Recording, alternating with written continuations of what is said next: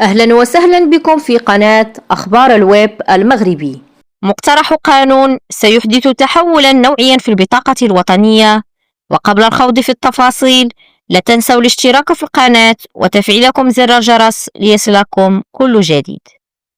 قدم الفريق الحركي بمجلس النواب مبادرة تشريعية تروم تعديل وتتميم المادتين 4 و5 من القانون رقم 20/4 المتعلق بالبطاقة الوطنية للتعريف الإلكترونية، وذلك بهدف تضمين فصيلة الدم ضمن المعطيات الشخصية للمواطنين والمواطنات.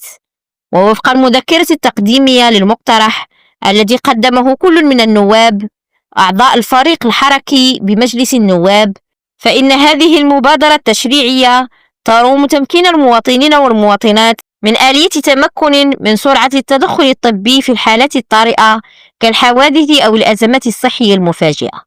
وأبرز المصدر ذاته أن تحديد فصيلة الدم يعد أحد العناصر الأساسية التي تساهم في إنقاذ الأرواح وضمان تقديم العلاج المناسب في الوقت المناسب، علاوة على أن هذا الإجراء سيساهم بشكل فعلي وفعال في رفع مستوى الوعي بأهمية التبرع بالدم، خاصة في ظل تزايد الحاجة إلى فصائل دموية نادرة.